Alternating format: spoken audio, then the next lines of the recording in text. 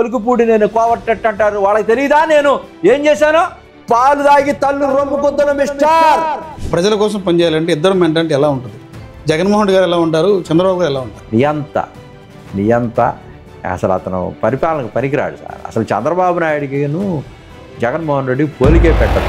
తెలిసిన జీవితం నేను 3 రాజ్యాలు ఉద్యమ నేత అంటే మీరు చెప్పండి సార్. వాళ్ళకే పంగనామాలు పెడుతున్నారు కదరా బాబు. మీలాంటి వాళ్ళు చూస్తే మమ్మల్ని కూడా కోవట్లు అనుకుంటారు.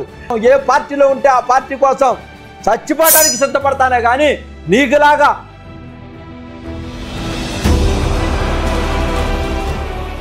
సీటు కోసం 5 కోట్లు అడిగారు, ఒకసారి కోటిన్నర, మిగతాది బ్యాంక్ ట్రాన్సాక్షన్ ద్వారా. ఎవరు అడిగారు సార్? మిత్రుల ద్వారా అమౌంట్ ఇచ్చారు. కమిషన్లో చేసేటువంటి పెద్ద ఉంటా స్మగ్లర్లు, వాళ్ళతో నువ్వు సహాయం చేసి ఆ డబ్బులు పంపించుండవు. నీకు 5 కోట్లు ఎక్కడి నుంచి వచ్చినాయి? రోలెక్స్ వాచ్ వచ్చి ఎక్కడి నుంచి వచ్చింది? నువ్వు వేసుకున్న 30,30,000 రూపాయల సొక్క ఎక్కడి నుంచి వచ్చింది? చిన్ని గారు అడిగారు అనేది. చిన్ని గారు ఆయన ఎక్కడ అడిగాడు చూపించమనండి. తర్వాత ఏమంటాడు తెలుసా? చిన్ని గారి ఆయన ఇచ్చిన నెంబర్లకు పంపించానంటాడు. అతను ఆల్రెడీ మ్యాచ్ ఫిక్సింగ్ చేసుకొని వచ్చాడు. అతను పదజాలం ఏంటో తెలుసా? చెప్పులతో కొడతాను, చాటలతో కొడతాను, దొంగనా కొడుకులు అంటాడు. అంటే నేను అనకూడదు, సారీ, బూత్ మాటలు మాట్లాడుతున్నాడు వేదిక మీదే.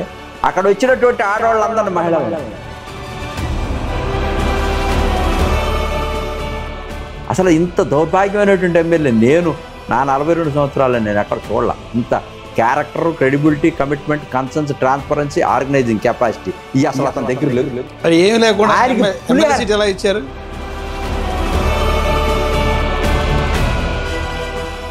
మరి ఏమి తెలియనటువంటి వ్యక్తిని మీరు ఎందుకు గతంలో టీడీపీ పార్టీ అమరావతి ఉద్యమంలో ముందు పెట్టింది? మోసం చేశాడండి. మేకవన్నీ పులింటలా ఈ ఒకటి కట్టుకుంటాడు పెద్ద రైతులాగా గ్రీన్ది.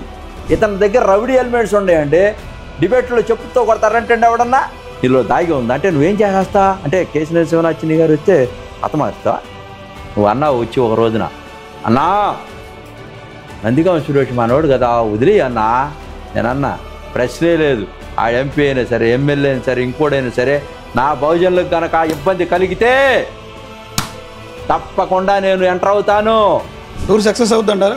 ఆశించేంత రూపంలో పెట్టుబడులు వస్తాయా? రేపు కార్యాచరణ కాబోతా ఉంది. 2 లక్షల ఉద్యోగాలు రాబోతా ఉంది. అదే గూగుల్ సెంటర్ తీసుకొచ్చింది వైసీపీ ప్రభుత్వం అని చెప్పి 2024 మే 16 తీసుకొచ్చని చెప్పి ఒక ఆధారాలు చూపిస్తారు జగన్మోహన్ రెడ్డి. ఆదాని అనేది, గూగుల్ అనేది ఒక డబ్బా అన్నారు. ఈ నోటితోనే ఆదానికి ఏం చేశారు? తెడ్డు చూపించారు. ఆదానికి తెడ్డు చూపిస్తే పారిపోయాడు. అంటే ఈ కంపెనీలన్నీ ఇప్పుడు వైజాగ్లో తరలిస్తే అమరావతి పరిస్థితి ఏంటి? ఇంక అమరావతిలో ప్రాజెక్టులు రావాలా, అమరావతిని డెవలప్ చేయాలా, అమరావతి కోసం కూటమి ప్రభుత్వాన్ని త్యాగం చేసిన కూటమి ప్రభుత్వానికి ఓట్లేసి గెలిపించిన ప్రజల సంగతి ఏంటి? అమరావతి రైతుల సంగతి ఏంటి? మీరు చెప్పే దాంట్లో డొల్లతనం ఉంటుంది. నేను చెప్పేది ప్రజల అభిప్రాయాలు. రాజధాని రైతుల ప్రజల అభిప్రాయం లేదు.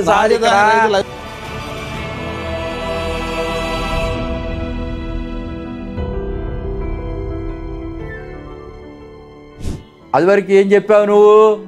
జగన్మోహన్ రెడ్డి గారు నేను వాలంటీర్లు పెట్టాను, పంచాయతీలు పెట్టాను, 2,50,000 మందికి ఉద్యోగాలు ఇచ్చాను, ఇంటింటికి తిరిగి అమ్మట పెన్షన్లు ఇస్తున్నారు. వాళ్ళు లేకపోతే లేదు అన్నావుగా. వాలంటీర్లు పక్కన పెట్టి ఈ రోజున మేము చేయట్లేదా? అంటే గురునాథం గారు జగన్మోహన్ రెడ్డి కోవర్ట్ అంటారు. నిజంగా మీరు జగన్ కోవర్ట్? మీరు జగన్ కోవర్ట్ కాదు, నేను డిస్మాంటిల్ చేసే జగన్ని. అంటే వైసీపీ ప్రభుత్వం పడిపోతుందని చెప్పి మీరు టీడీపీకి వెళ్ళారా? ఎస్.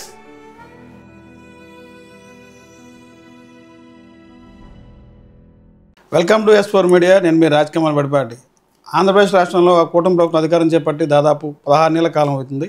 16 నెలల కాలంలో ఆంధ్రప్రదేశ్లో రాష్ట్రంలో రాజధాని నిర్మాణం ఎలా ఉంది, టోటల్గా ఆంధ్రప్రదేశ్ అభివృద్ధి ఎలా ఉంది అనేది మనతో పాటు చర్చించింది. ఈ రోజున టీడీపీ పార్టీ సీనియర్ నాయకులు, టీడీపీ పార్టీకి విజయవాడ పార్లమెంట్కి ఒక ఐకాన్ గురునాథం గారు మనతో పాటు ఉన్నారు. నమస్తే గురునాథం గారు. నమస్కారం అండి రాజకమల్ గారు.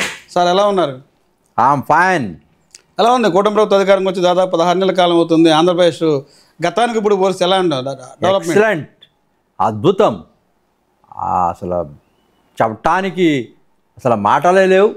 అసలు ఎన్సైక్లోపీడియాలో కూడా అసలు వరల్డ్లోనే Guinness book of records everything. అసలు చంద్రబాబు నాయుడు అంటే ఒక పెద్ద విజనరీ. ఆ విజనరీ అనే మాట కన్నా కూడా ఎన్సైక్లోపీడియా నాకు ఐ థింక్ అసలు అది ఇంకేదన్నా డిక్షనరీలో ఏ వర్డ్స్ ఉండవు అనుకుంటా. Now and never. కానీ తోడు తండ్రికి మించిన తనయుడు మిస్టర్ లోకేష్ బాబు గారు. What a great, excellent. అసలు ఎలా ఉంది గతానికి ఇప్పుడు మార్పులు ఎలా ఉన్నాయి ఆంధ్రప్రదేశ్ రాష్ట్రంలో? ఏమైనా మార్పులు ఏమైనా వచ్చినాయా? అసలు ఏ మార్పు మారిందేం లేదు గతానికన్నా ఇప్పుడు అని చెప్పి ప్రతిపక్షం చెప్పొద్ది. అది ఏదో దయ్యాలు వేదాలు వల్లిచ్చినట్టుగా పిచ్చోళ్ళు మాట్లాడేటువంటి మాటలు. కానీ తెలుగుదేశం పార్టీకి అసలు వైఎస్ఆర్ పార్టీ ప్రభుత్వానికి పోలికే లేదు. అదే disaster. YSR party the disaster.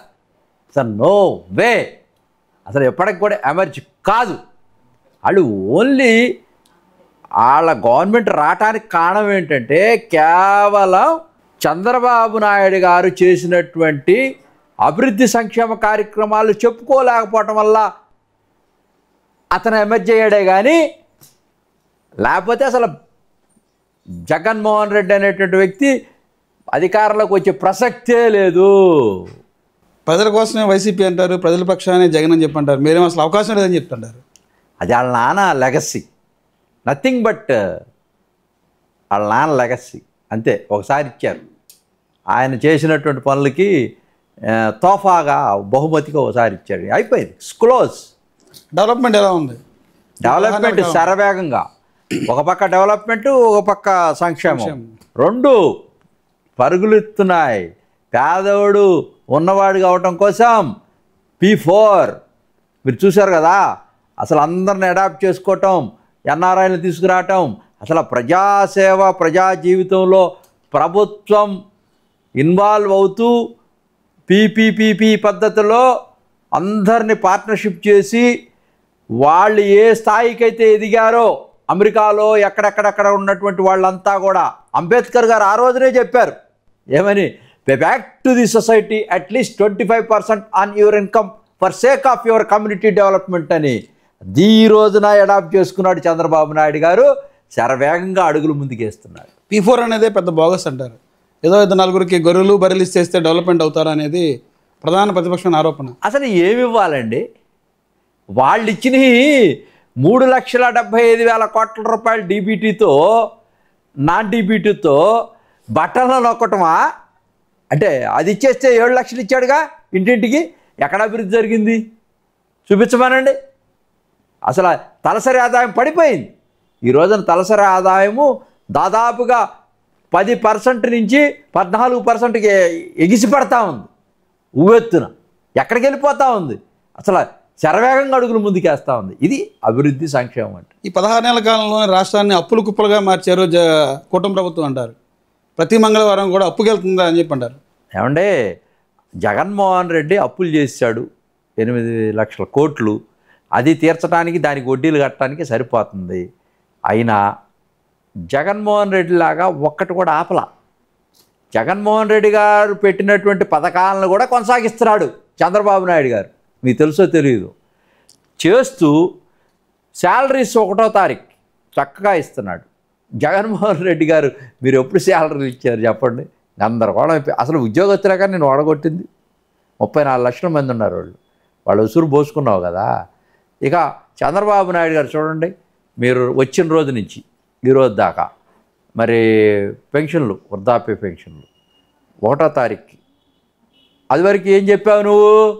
Jaganmohan Reddy గారు నేను వాలంటీర్లు పెట్టాను, పంచాయతీలు పెట్టాను, 2,50,000 మందికి ఉద్యోగాలు ఇచ్చాను, వాళ్ళు కేవలం ఇంటింటికి తిరిగి అమ్మట పెన్షన్లు ఇస్తున్నారు, వాళ్ళు లేకపోతే లేదన్నావుగా. వాలంటీర్లు పక్కన పెట్టి ఈ రోజున మేము చేయట్లేదా? పొద్దున్నే 1 గంటలో చేసేస్తున్నాం. ఇవాళ అదే ఉద్యోగులు రోడ్లెక్కి ఆందోళన చేస్తున్నారు. 4 DAలు పెండింగ్ అయితే ఉన్నాయి. 4 DAలకు ప్రకటించింది 1 DAనే. మళ్ళీ రేపు జనవరి వస్తే 4వ DA అవుతుంది. సార్ అది ఇప్పుడు పేదవాళ్ళు అనేక ఇబ్బందులు పడుతున్నారు. సమన్వయంతో ఉద్యోగస్తులు కూడా అర్థం చేసుకొని కనీసం వాళ్ళ పిల్లలు వాళ్ళు ఒకళ్ళ సెక్యూరిటీ ఉంది. ఇప్పుడు వాళ్ళు ఈ సమాజం కోసం వాళ్ళు కూడా దే హ్యావ్ టు సాక్రిఫైస్. అర్థం చేసుకోవాలి. రాష్ట్రం విడిపోయిన తర్వాత చాలా బాధల్లో ఉంది. ఇవ్వకుండా ఏం పోడు చంద్రబాబు నాయుడు, ఇవ్వకుండా ప్రతి ఒక్కడికి ఇస్తాడు. కానీ కొంచెం అటు ఇటుగా కొత్త ప్రభుత్వం చేస్తున్నాం అభివృద్ధి సంక్షేమ కార్యక్రమాల్లో, వాళ్ళు కూడా అర్థం చేసుకుంటారు. దాన్ని ఏమి సీరియస్గా తీసుకోవాల్సిన అవసరం లేదు. తప్పకుండా చేస్తాడు 4 రోజులు అటు ఇటు అయినా. నాకు బాగా నమ్మకం ఉంది. సరే, పెట్టుబడుల కోసం నారా లోకేష్ గారు చంద్రబాబు నాయుడు గారు ఇద్దరు విదేశాలు వెళ్ళారు. ఎలా ఉంది ఈ క్యాంపెయిన్? అసలు ఏంటండి అసలు చంద్రబాబు గారు దుబాయ్లో దుబాయ్ మస్కట్లో కూడా తిరిగారు. అసలు దుబాయ్ ఏంటి, ఆస్ట్రేలియా ఏంటి, అమెరికా ఏంటి, అసలు ఎక్కడికి పోయినా కూడా బ్రహ్మరథం పడతా ఉన్నారు. జర్మనీ పోతే ఎక్కడ పోతే అసలు ఏంటి చూస్తూ ఉంటే అసలు ఇంత విజనరీ, అసలు ఇంత ఉందా భవిష్యత్తు తరాల గురించి ఆలోచించేటువంటి. అసలు పిల్లోళ్ళలాగా అయిపోతాడు చంద్రబాబు నాయుడు గారు. పెద్దోళ్ళలాగా ఉంటాడు, భిక్షాస్తో ఇదిగా ఉంటాడు, పేదోడి ఇంటికి వెళ్తాడు. అసలు అద్భుతమైనటువంటి వ్యక్తి అండి అతను. తను మలుచుకుంటాడు, తన శిల్పిలాగా మారిపోయాడండి. ఒక అద్భుతమైన ఆవిష్కృతం, అసలు no doubt about it. Tour success అవుతుంటారా? ఇలా ఆశించేంత రూపంలో పెట్టుబడులు వస్తాయా?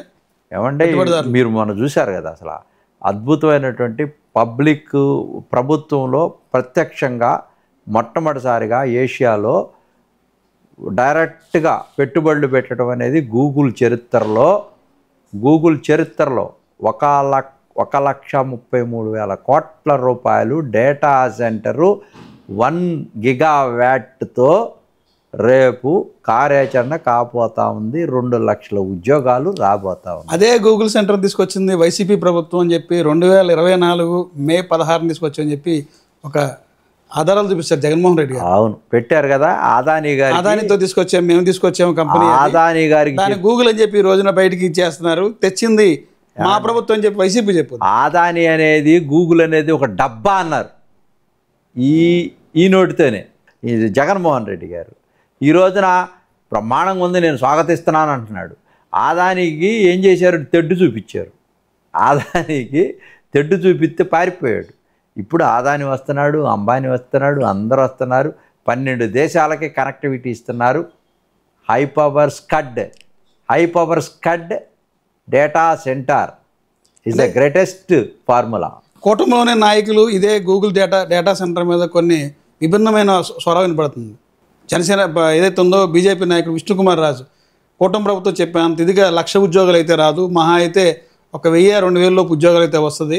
దాని మీద ఒక క్లారిటీ ఇప్పించాలి గూగుల్ అనేది మీ కూటమిలోనే ముఖ్యమైన పార్టీ నాయకులు చెప్తారు. వాళ్ళకి అవగాహన ఇది ఓన్లీ డేటా స్టోరేజ్ సెంటర్ మాత్రమే అని చెప్పి అంటారు. అవును సార్, డేటా స్టోరేజ్ సెంటర్ అంటే అప్ టు అమెరికా దాకా 12 దేశాలకి సీలోంచి కనెక్టివిటీ ఇచ్చి. డేటా సెంటర్ అంటే ఏంటంటే ప్రతి ఒక్కటి డేటా అక్కడ నిక్షిప్తం అవుతుంది.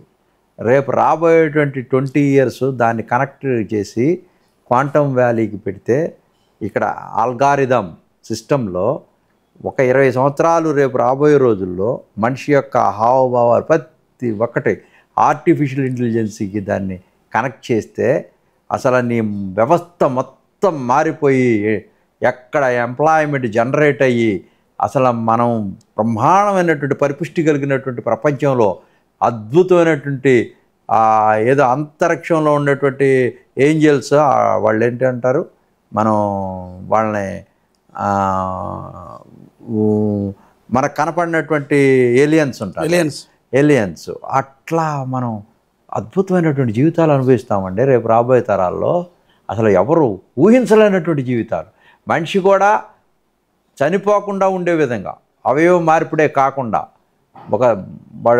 తన యొక్క మొత్తం కెమిస్ట్రీ ఫిజిక్స్ మొత్తం మిక్స్ చేసి వ్యవస్థలో తన యొక్క జీవిత విధానాన్ని మొత్తం కూడా హార్డ్ డిస్క్ తయారు చేసి స్పేస్లో పెట్టి కనెక్టివిటీ చేసి అసలు మనం ఇక్కడ ఉన్నటువంటి వ్యక్తులం అమెరికాలో ఉన్నట్టుగా అన్ని కంట్రీస్లో ఉంటున్నట్టుగా చూపించగలిగి ప్రభావితం చేయగలిగినటువంటి అడ్వాన్స్డ్ టెక్నాలజీ రాబోతూ ఉంది. మనందరం కూడా సజీవంగా ఉండేటువంటి టెక్నాలజీ రాబోతూ ఉంది. అది చంద్రబాబు నాయుడికే సాధ్యం. ఇది అసలు ఊహిస్తారా ఎవరన్నా?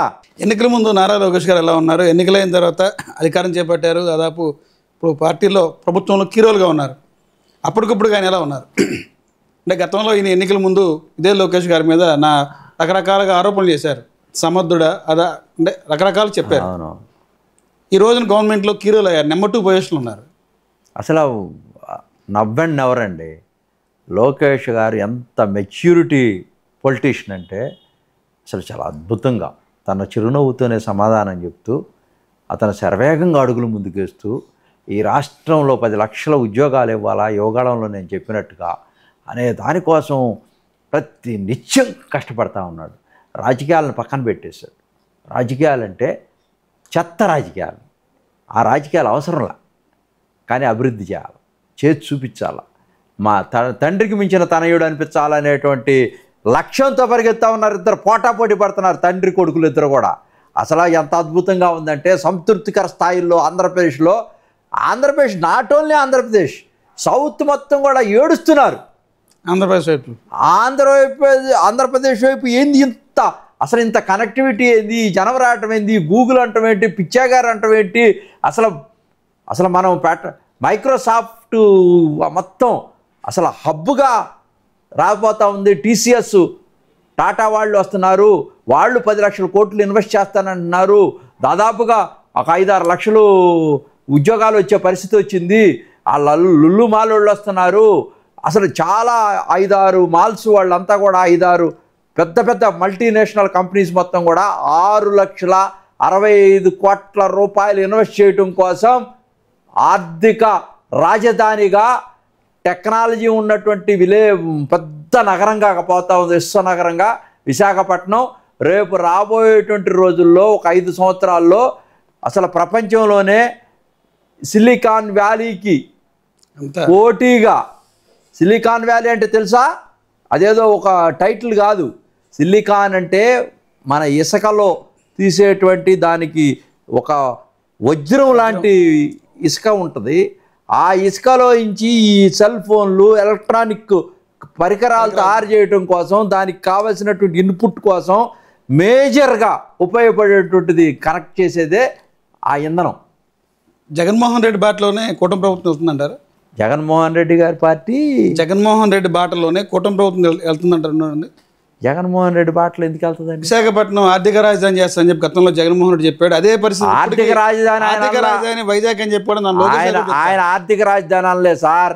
3 రాజధానులు ఉద్యమం చేసేటప్పుడు ఆయన ఏమన్నాడంటే 3 రాజధానులు చేస్తాను, ఒకటేమో కర్నూలులో జ్యుడిషియరీ క్యాపిటల్ పెడతాను, ఇక్కడేమో లెజిస్లేచర్ కాదు ఎగ్జిక్యూషన్ పెడతాను, రాజధాని పెడతాను, ఇక్కడేమో అమరావతిలోనేమో అసెంబ్లీ పెడతాను, లెజిస్లేచర్ క్యాపిటల్ పెడతాను అన్నాడు. ఆయన ఏమనలేదే. ఇవన్నీ తూచి అంటే ఈ కంపెనీలన్నీ ఇప్పుడు వైజాగ్లో తరలిస్తే అమరావతి పరిస్థితి ఏంటి? ఇంక అమరావతిలో ప్రాజెక్టులు రావాలా, అమరావతిని డెవలప్ చేయాలా, అమరావతి కోసం కూటమి ప్రభుత్వాన్ని త్యాగం చేసిన కూటమి ప్రభుత్వానికి ఓట్లేసి గెలిపించిన ప్రజల సంగతి ఏంటి? అమరావతి రైతుల సంగతి ఏంటి? ఇప్పుడు అమరావతి రైతుల సంగతి చాలా నిక్షేపంగా ఉన్నారు. ఒక 5% వాళ్ళకి ఏం చెప్తున్నారంటే, కొంతమంది అప్పుడు తీసుకోవాలా, కొన్ని డిస్ప్యూట్లు ఉంటే బార్డర్స్ ప్లాట్లు వేసి పూలింగ్లో, కొంతమంది ఏమో మేము ఇచ్చిన ఊళ్ళోనే మాకు కావాలంటారు, కొంతమంది ఏమో అన్నీ కలిపి అన్ని ఊళ్ళల్లో ఉన్నాయి ఒకసారి ఇవ్వమంటారు. అట్లా చిన్న చిన్న అభిప్రాయ భేదాలు తప్పించి ఆ బార్డర్స్ వేసి ఇవ్వాలా ఇస్తున్నారు. ఆల్రెడీ గూగుల్ మ్యాప్లోకి వెళ్ళిపోయినాయి, మొత్తం అన్ని మ్యాపుల్లోకి వెళ్ళిపోయినాయి. వాళ్ళకి బార్డర్స్ చూపించి వేసి ఇచ్చేస్తే చాలు, సమస్య పరిష్కారం అయిపోతుంది. వాళ్ళకి ఎవరికైతే పూలింగ్లో తీసుకున్న రైతులందరూ ఉన్నారో వాళ్ళకి, రైతులు కాని వాళ్ళకి కూడా వాళ్ళకి పెన్షన్లు ఇచ్చేటువంటి కార్యక్రమం కూడా శరవేగంగా అక్కడ జరుగుతూ ఉంది. వాళ్ళు కౌలు రైతులు ఎవరైతే ఉన్నారో వాళ్ళందరికీ కూడా ఇస్తూ ఉన్నారు. అవన్నీ కూడా బ్రహ్మాండంగా జరుగుతూ ఉన్నాయి. వీళ్ళు కావాలని బ్లూ మీడియా అల్లకల్లోలం చేస్తుంది తప్పించి అక్కడ సమస్యలు ఏమి లేవు. మొన్నే చూశారు కదా మీరు, సిఆర్డిఏ పెద్ద బిల్డింగ్, అది మామూలు బిల్డింగ్ కాదు కదా, ఎవరికి సాధ్యం కానటువంటి బిల్డింగు చాలా అద్భుతంగా పరిపాలన చేస్తున్నాడు. సంతృప్తికర స్థాయిల్లో.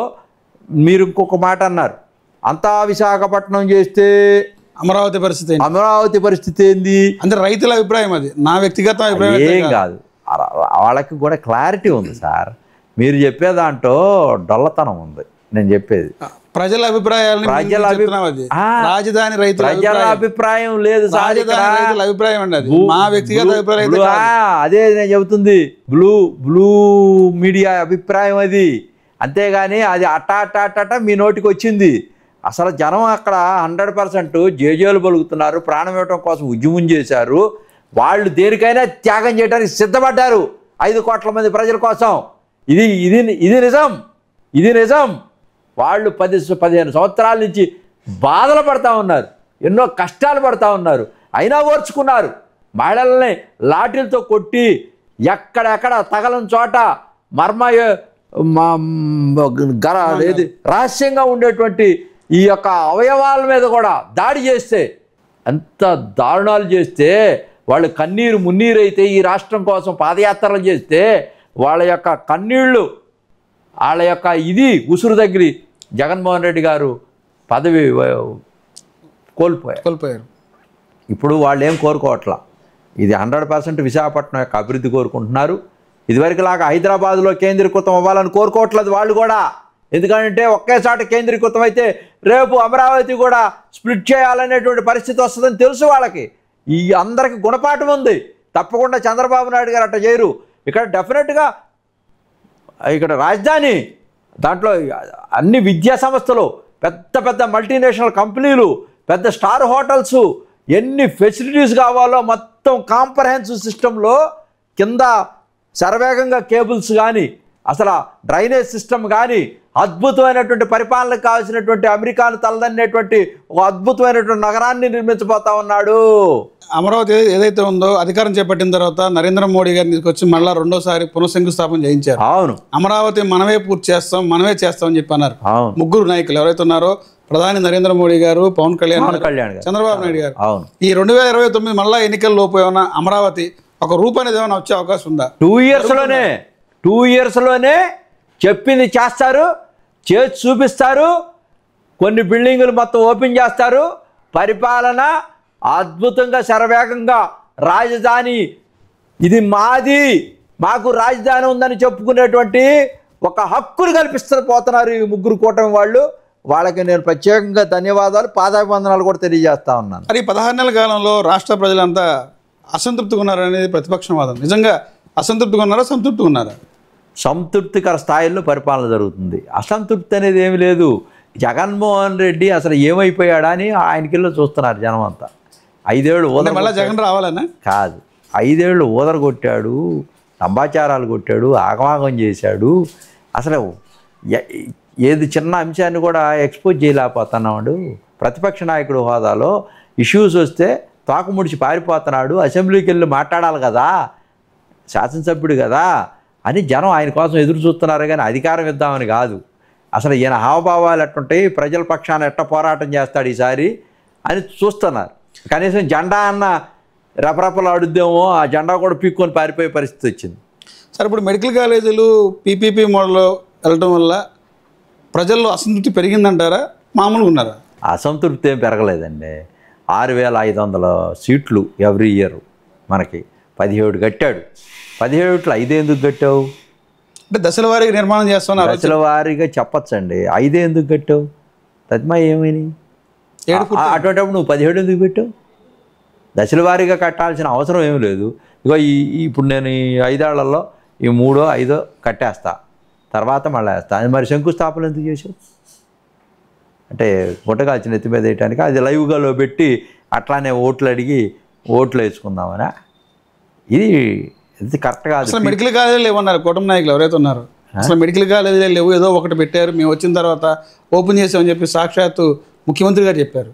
ఏ ముఖ్యమంత్రి గారు? నారా చంద్రబాబు నాయుడు గారు, ఆంధ్రప్రదేశ్ ముఖ్యమంత్రి. అవునండి, 17 పెట్టారండి కాగితాల మీద. ఏది పిల్లర్లు వేసి అట్లా పెట్టారు. అన్నీ ఏముండయి అక్కడ, గోతులు తీసి పెట్టారు. నిర్మాణాలు ఏం జరగలేదు. నిర్మాణాలు ఏముండయి చూడండి, మొత్తం విజువల్స్ అన్నీ కూడా అయ్యే శ్మశానాలు లాగా ఉంటాయి అవన్నీ కూడా. అసలు ఎట్ట ఉండేయండి. అయినా కూడా పీపీపీ పద్ధతిలో ఎవరికి నష్టం జరగదు. పీపీపీ పద్ధతి ఎప్పుడో 1857లో ఫస్ట్ టైం ఇన్ వరల్డ్ లండన్లో ఒక అండర్ గ్రౌండ్ మెట్రో ట్రైన్స్కి పీపీపీ పద్ధతిలో తీసుకున్నారు. అప్పుడు పీపీపీ పద్ధతి ఎంఓయూలు వేరు, ఇప్పుడు పీపీపీ పద్ధతులు సబ్జెక్ట్ కండిషన్. విద్యా వైద్యం పీపీపీ వేరు, మిగతా వర్క్స్ పీపీపీ వేరు. ఇదే ఒక్కొక్క మెడికల్ కాలేజీకి వచ్చి 350 బెడ్ల హాస్పిటల్ వస్తుంది. ఇదే పీపీపీ వెళ్తే, ప్రైవేట్ పర్సన్కి వెళ్ళినప్పుడు సామాన్య వ్యక్తికి వైద్యం అందుతుందా? డబ్బులు చెల్లించిందే వైద్యం అందుతుందా? మీరు మంచి పాయింట్ అడిగారు, నేను చెప్తున్నా. ఇదే అది ప్రజల్లో కొంత లేదు. ఎంఓయూ చేసుకున్న తర్వాత దాంట్లో దీని గురించి సాక్షాత్తు వైద్య ఆరోగ్య శాఖ మంత్రి గారు చెప్పారు. 36 ఏళ్ళ పాటు వాళ్ళ అండర్లో ఉంటుంది. మళ్ళీ 33 ఏళ్ళు 33 ఏళ్ళు మరలా వాళ్ళు అడిగితే మళ్ళీ ఇంకొక కొద్ది కాలం పొడిగించవచ్చు అని చెప్పి అన్నారు. అది చెప్పింది ఏంటంటే సత్యకుమార్ గారు మీకు డీటెయిల్డ్గా చెప్పాల ఎంఓయూలో ఏం రాసు దానిలో ప్రజల్లో కొంత గందరగోళం పరిస్థితి ఉంది. గందరగోళం 36 ఏళ్ళు ఒక ప్రైవేట్ వ్యక్తికి ఇస్తే I will give clarity. PPP పద్ధతిలో 33 సంవత్సరాలు అగ్రిమెంట్ ఏంటంటే సబ్జెక్ట్ కండిషన్. అది ప్రతి 350 మందికి ఒక జనరల్ హాస్పిటల్ దానికి అటాచ్మెంట్గా పెడతారు పేదలకు చేయటం కోసం. అది పీపీపీ పద్ధతిలో వచ్చిన తర్వాత వాళ్ళు ఎవరు దీంట్లో ఇంటర్ఫీర్ అవటానికి లేదు. ఇది కంప్లీట్ అంటే ఇక్కడ 3 ఉన్నాయి. మీరు ప్రైవేట్ పబ్లిక్ పార్ట్నర్షిప్ కదా, ప్రైవేటు ఉంది పబ్లిక్ ఉంది. ఇక్కడ ప్రైవేట్కి కొన్ని ఇస్తారు, మొత్తం మానిటరింగ్ అంతా పబ్లిక్ చేస్తుంది, గవర్నమెంట్ చేస్తుంది. దీంట్లో కొన్ని అండర్స్టాండింగ్స్ ఉన్నాయి. ఇది మీరు తీసుకోవాలా మెయింటెనెన్స్ బట్టికే 33 years పీపీపీ పద్ధతిలో. ఎందుకు మెయింటెనెన్స్ ఇస్తున్నామంటే వాళ్ళు కన్స్ట్రక్షన్ చేసి 2 yearsలో వాళ్ళని లైన్లోకి తీసుకొచ్చి కాలేజీలు స్టార్ట్ చేయటం కోసం ఎన్నో సంవత్సరాల తర్వాత ఉపయోగం ఉంది. ఇది మళ్ళా పెండింగ్ పడిపోతూ ఉంటుందని తొందరగా కట్టడం మెయింటెనెన్స్ కోసమే వాళ్ళకి. అంటే ఎంత బడ్జెట్ కేటాయించే మన రాష్ట్ర ప్రభుత్వం 6,000 కోట్లు కేటాయించడంలో ఎందుకు రాష్ట్ర ఖజానా చెప్పింది? 6,000 కోట్లు ఏదైనా కూడా వాళ్ళకి ఇవ్వటం వల్ల మెరుగైనటువంటి పద్ధతుల్లో కన్స్ట్రక్షన్ చేస్తారు, చాలా ఫాస్ట్గా చేస్తారు. మన దగ్గర డబ్బులు ఉండి లేక అలాట్ చేసి కొంత కుంటుపడిపోకుండా ఉండటం కోసం శరవేగంగా అడుగులు ముందుకేసి మన వైద్య వృత్తిలో మన వాళ్ళందరినీ కూడా తయారు చేసి ఎంప్లాయ్మెంట్ జనరేట్ చేద్దాం అనేటువంటి ఒక వేరే దేశాలకు వెళ్ళిపోతున్నారు. వెళ్లకుండా ఉండటం కోసం చేస్తున్నటువంటి జీడిపి పెంచడం కోసంలో భాగమే ఇది పీపీపీ. సార్ మీరు గతంలో జగన్మోహన్ రెడ్డి గారు మెంటాలిటీ చూశారు, జగన్మోహన్ రెడ్డి గారికి దగ్గర కూడా ఉన్నారు. ఈ రోజున చంద్రబాబు నాయుడు గారు దగ్గరగా ఉన్నారు. 2 పార్టీలు తెలుసు మీకు, ఎవరి పార్టీలు ఉన్నాయి.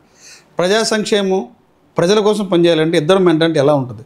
జగన్మోహన్ రెడ్డి గారు ఎలా ఉంటారు, చంద్రబాబు గారు ఎలా ఉంటారు? జగన్మోహన్ రెడ్డి గారు అసలు ఎమ్మెల్యేలకి అపాయింట్మెంట్ ఇవ్వాలి. ఈయన ప్రజల దగ్గర సామాన్యుల దగ్గరికి ఇంటికి పోతున్నాడు, చిన్న పిల్లకి కనిపెడితే మాట్లాడుతున్నాడు, ఇగోకి పోకుండా అన్ని చోట్ల కూర్చుంటున్నాడు.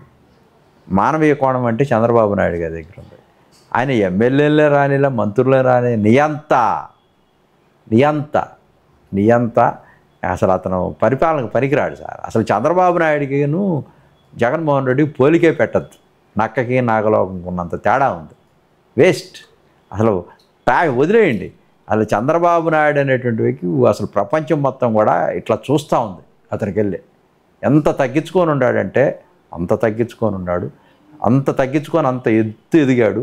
అతనికి కావాల్సింది చివరిలో, ఇప్పుడు ఆయన చర్మాంక దశలో చివరిలో ఉన్నటువంటి వ్యక్తికి అతనికి కేవలం కీర్తి ప్రతిష్టలే అతనికి కావాల్సింది. అతను అన్ని చేసేసాడు. ఆయన దాదాపుగా ఆయన చేయనటువంటి ఏమి లేవు. దాదాపుగా అతను ఎంజాయ్ చేసినంతగా ఎవడు చేయలా ఏది రాజకీయంగా. సో అతనికి కావాల్సింది ఏమి లేదు. అతని చివరి వయసులో అద్భుతమైనటువంటి వ్యక్తిగా కీర్తి ప్రతిష్టలతో తన చర్మాంక జీవితంలో రాజకీయాన్ని ఘట్టాన్ని ముగించాలనుకునే శరవేగంగా అడుగులు ముందుకేస్తున్నాడు. అతను సాధిస్తాడు, చరిత్రకారుడుగా మిగిలిపోతాడు, చరిత్ర తిరగరాస్తాడు. అంత గొప్ప వ్యక్తి మళ్ళీ పుట్టడు ఈ ప్రపంచంలోనే. అంత గొప్ప పొలిటీషియను, అంత democratic. The beauty of the democracy అంటే is only the man Chandrababu Naidu garu. He will strive and drive forever in this country అనేది నవ్ అండ్ నెవర్ ఎవరికి రాదని కూడా నేను చెప్తా గంటాపదం. సరే అండి, కల్తీ మధ్య ఏంటి? ప్రశాంతంగా జరిగే పరిపాలనలో హఠాత్తుగా ఎందుకు ఈ టీడీపీ పార్టీకి సంబంధించినటువంటి ఎవరైతే ఉన్నారో మాజీ 2024 ఎన్నికల్లో పోటీ చేసినటువంటి అభ్యర్థులు, ముఖ్య నాయకులు చెప్పుకున్న వాళ్ళు ఈ కల్తీ మధ్యలో పట్టుబడ్డారు. ఈ యొక్క కుటీర పరిశ్రమకు వచ్చింది అనేది జగన్మోహన్ రెడ్డి మన ప్రెస్ మీట్లో చెప్పారు. ఆధారాలతో చూపించుకుంటూ వచ్చారు. తమ్మడపల్లి, ఇబ్రహీంపట్నం, శ్రీకాకుళం. ఏం చెప్తారు దీని గురించి? మీరు అదంతా ఒక డ్రామా కంపెనీ అండి. వీళ్ళే 23లో కూడా ఆడ పంపించి జయచంద్రారెడ్డి, అద్దెపల్లి జనార్దన, రామ్మోహన్ వీళ్ళంతా కూడా ఆల్రెడీ ఇదివరకు నుంచే సౌత్ ఆఫ్రికాలో ఆల్రెడీ అక్కడ ఒక రెడేస్ ల్యాబ్ అని ఒకటి పెట్టారు. దాని మూలాలు అక్కడ ఉన్నాయి. అదే ఒక ప్యాకెట్లో మందు కల్తీ మద్యం అమ్ముతూ అన్ని స్కూళ్ళకి ఎక్కడెక్కడ మొత్తాన్ని ఈజీగా క్యారీ చేయడం కోసం చేసినటువంటి ప్రయోగమే అది. అదే ఆధారాలు ఎంత దొరికినాయండి? అట్లా ఆధారాలు ఎందుకు దొరకలేదండి? ఉంటే కదా సిట్ అంతా కూడా తీసి మొత్తాన్ని అరెస్ట్ చేస్తూ ఉంది. ఇప్పుడు జోగి రమేష్ వాళ్ళ ఇంటి పక్కనే ఉంటాడు. ఆయన ఇదివరకు వాళ్ళే నడిపించారు మొత్తం. తర్వాత జయచంద్రారెడ్డి మన తమిళపల్లిలో పోటీ చేశాక వీళ్ళకి వాళ్ళ కనెక్షన్స్ ఉండటం వల్ల ఏం చేశారంటే జోగి రమేష్ వీళ్ళని ఎట్టకొట్ట పట్టిద్దాం ఈ గవర్నమెంట్లో, మనం ఆపేశాం కదా, దీన్ని కొనసాగింపుగా పట్టించేసి ప్రెస్సుల్లో రాయిచ్చేసి వీళ్ళ పోలీసులు పట్టించేస్తే యాగి చేస్తే ఇదే వీళ్ళకి ఆపాదిస్తే పోద్దని చెప్పి ఒక డ్రామా కంపెనీ డ్రామా ఆడారు. దీని మీద సిబిఐ విచారణ సిద్ధం చెప్పాను కదా, జోగి రమేష్ చెప్తుంది, వైసీపీ స్టాండ్ చెప్తుంది. సార్ సిబిఐ విచారణ సిద్ధం. సిట్టు ఎందుకు వద్దు అంటే సిట్ అనేది రాష్ట్ర గవర్నమెంట్ పరిధిలో ఉంది. సిబిఐకి వాళ్ళకి తెలుసు how to manage the CBI అనేది బాగా తెలుసు. సిబిఐలో ఆరితేరారు సార్, 16 కేసులు ఉన్నాయి కదా, సిబిఐ ఆరితేరారు.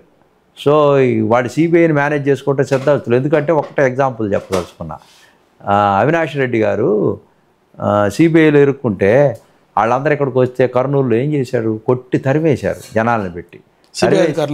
సిబిఐ వాళ్ళ మీద కేసులు పెట్టారు. ఇంత దారుణం ఈ ప్రపంచంలో ఈ భూమి పుట్టిన తర్వాత ఎక్కడ ఉండదు. అంటే how to manage the things బాగా సిబిఐని, అందుకని సిబిఐ అంటారు, వీళ్ళకి బాగా ప్రాక్టీస్ సిబిఐతో. అందుకని సిట్టుతో వీళ్ళ వల్ల కావట్లా, అందుకని వాళ్ళు అంటూ ఉంటారు.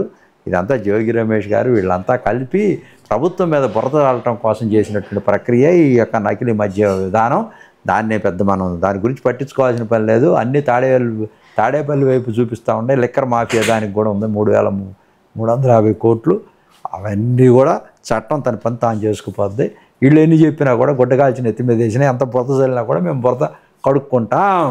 సార్, విజయవాడ ఎంపీ కేశినేని చిన్నయ్య గారి విషయం చూస్తే దాదాపు ఈ 16 నెలల కాలంలో అభివృద్ధిలో దూసుకుపోతాననేది జనం అనే మాట నానుడి. అలాగే సంక్షేమం కానీ డెవలప్ చేస్తున్నారు. ఆయన పార్లమెంట్ పరిధంతా అందరితో సమన్వయం చేస్తున్నారు. ఈ సమన్వయం చేసి ఈ క్రమంలోనే ఎందుకు ఆయన మీదటువంటి అవినీతి ఆరోపణలు, 5 కోట్ల రూపాయలు నా సీటుకి 5 కోట్ల రూపాయలు అడిగారు, నేను ఇంత డబ్బులు ఇచ్చాను అని ఆయన బ్యాంక్ స్టేట్మెంట్తో సహా ఆధారాలు చూపిస్తున్నారు కొలుకుపూడి శ్రీనివాస్ గారు. ఎలా స్పందిస్తారు అసలు కేశినేని శివనాగ్ చిన్నయ్య గారికి సంబంధించి విషయంలో? అసలు ఆయన రాజకీయ ప్రస్తావన ఏంటి, ఆయన ఫ్యామిలీ బ్యాక్గ్రౌండ్ ఏంటి? నిజంగా ఆయన ఆరోపించిన పరిస్థితి చూస్తే ఈ దగ్గర అసలు ఫైనాన్షియల్ స్టేటస్ ఏమీ లేదా, జీరోనా? నిజంగా ఈయన ప్యాకెట్లు ఇవన్నీ ఆయన చెప్పిన ఆరోపణలు ఎంతవరకు వాస్తవం అంటారు? ఆయనతో మీరు దాదాపు ఒక 2 years నుంచి జర్నీ చేస్తున్నారు, మాకు తెలిసి ట్రావెల్ చేస్తున్నారు చాలా దగ్గరగా. కొన్ని వాస్తవాలు మాట్లాడదాం, ఓపెన్గా మాట్లాడదాం. ఎస్, డెఫినెట్గా. Why not? ప్రజలు తెలియాలి. ప్రజాక్షేత్రంలో ప్రజలకి చెప్పాల్సినటువంటి బాధ్యత రాజకీయ పార్టీల మీద, రాజకీయ నాయకుల మీద ఉంది. Yes, is our leader. Kesineni Sivanag Chinnayya అనేవారు ఈజ్ ఎ క్రియేటర్. నేను చెప్తున్నా కదా, అద్భుతమైనటువంటి ఆవిష్కృతమైనటువంటి ఒక మహా రాజకీయవేత్త. ఈ సమాజంలో సమాజంలో తను నిత్యము ప్రజల కోసమే తప్పిస్తాడు. తన స్వలాభాన్ని వదిలేశాడు, తన వ్యాపారాలన్నీ వదిలేశాడు.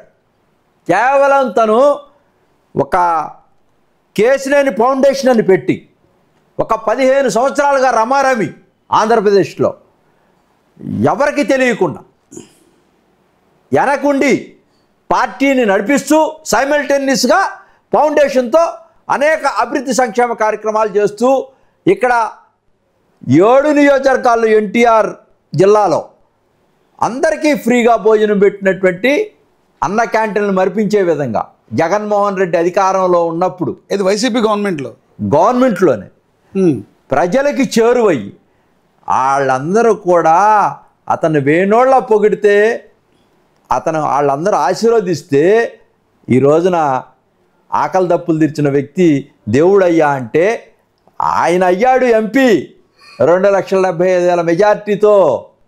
అక్కడి నుంచి కూడా ఎన్నో ఫౌండేషన్ ద్వారా ఎన్నో కోట్ల రూపాయలు ఈ ప్రజల కోసం ఖర్చు పెట్టాడు. అతను ఈ నెవర్ ఎక్స్పెక్టెడ్ ఎనీ ఎంపీ పదవి కానీ ఎమ్మెల్యే పదవి కానీ అతను ఎక్స్పెక్ట్ చేయలా.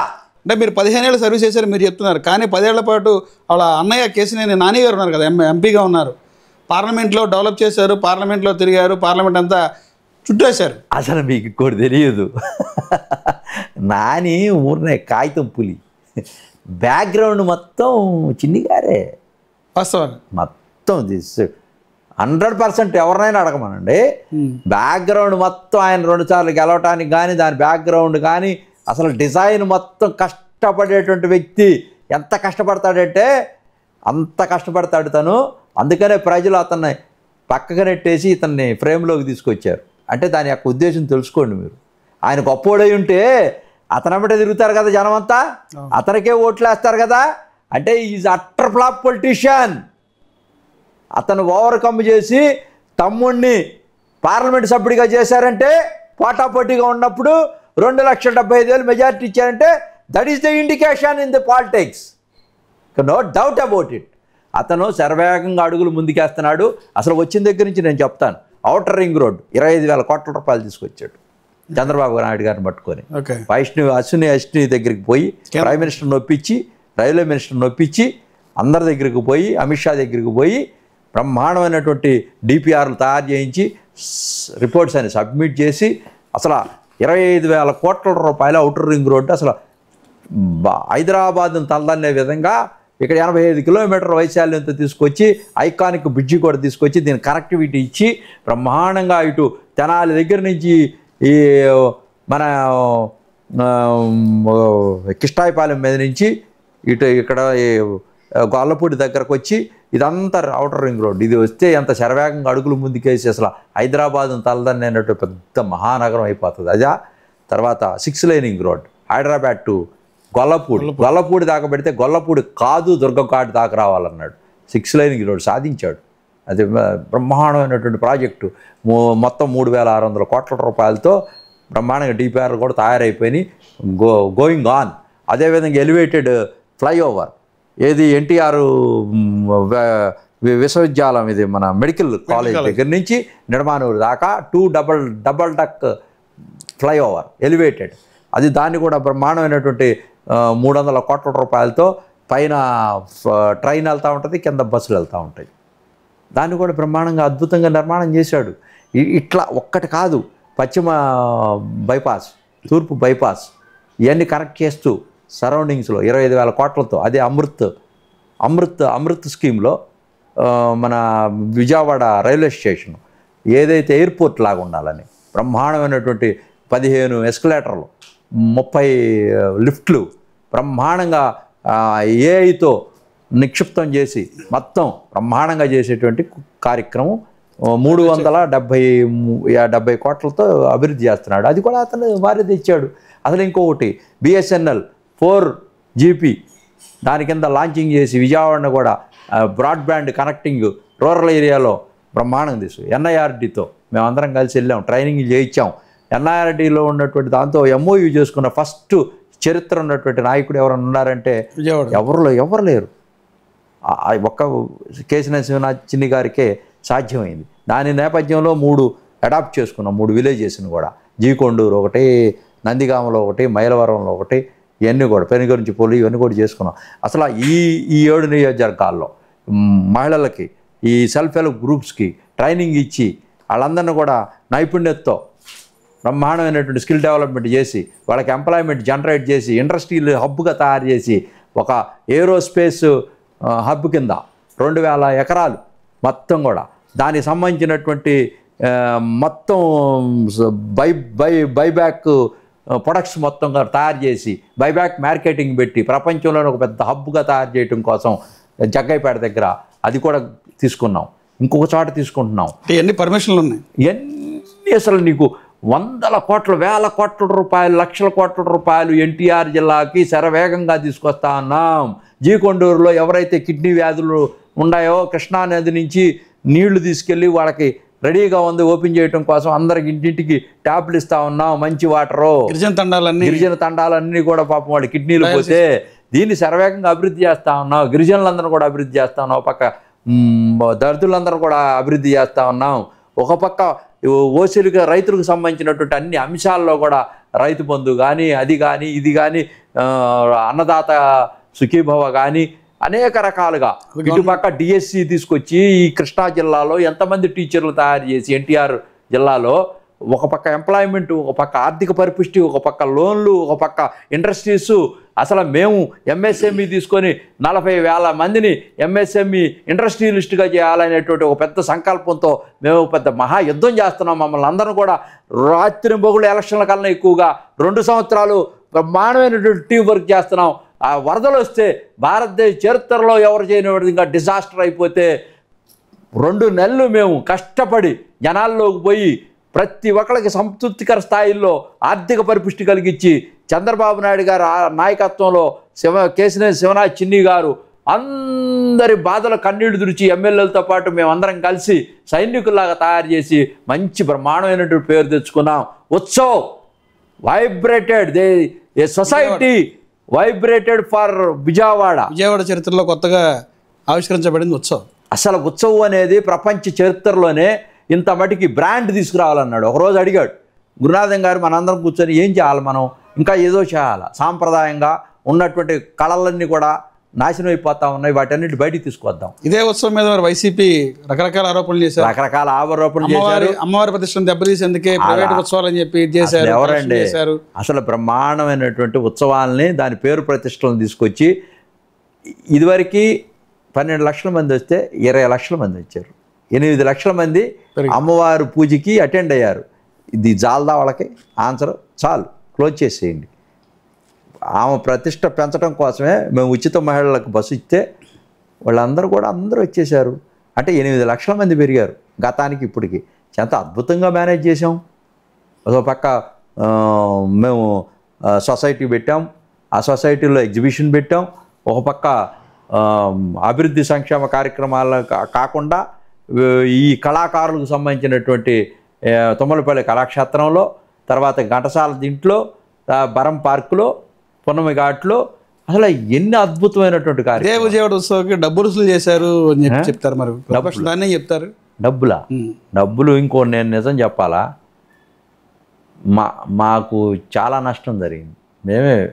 మేము జనం కోసం శివనాథ్ చిన్ని గారు చాలా తను సొంతంగా ఖర్చు పెట్టి రుణం తీర్చుకోవాలి జనంకి అని చెప్పేసి తన ఏమి చూసుకోకుండా తన ఔదార్యంతో చాలా గొప్పగా చేశాడు అతను. అసలు ఈ ప్రపంచం మొత్తం కూడా అతనికి మంచి ప్రశంసలు వచ్చినాయి.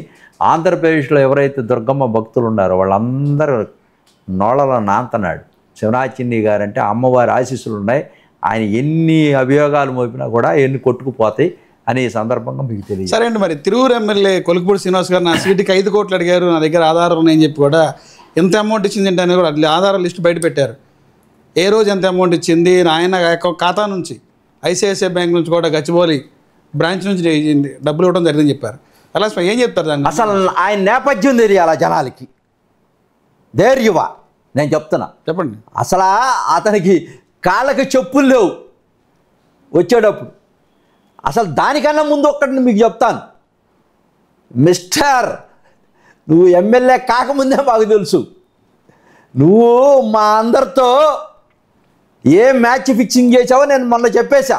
అంటే గురునాథం గారు జగన్మోహన్ రెడ్డి కోవట్ అంటారు. నిజంగా మీరు జగన్ కోవట? మీరు నేను జగన్ కోవట్ని ఎలా చంద్రబాబు నాయుడు పక్కన కూర్చోబెడతాడు ఈ ఎంపీ అని చెప్పి అంటారు.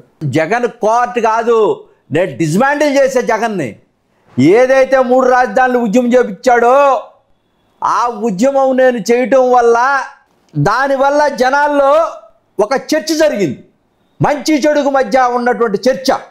ఆ చర్చలో ఒక రాజధాని కావాలని ప్రజలు కోరుకున్నారు కాబట్టే మంచి చెడుకు మధ్య తేడా తెలిస్తేనే సమాజంలో విఫలం అవుతారు, విజయం అవుతారు.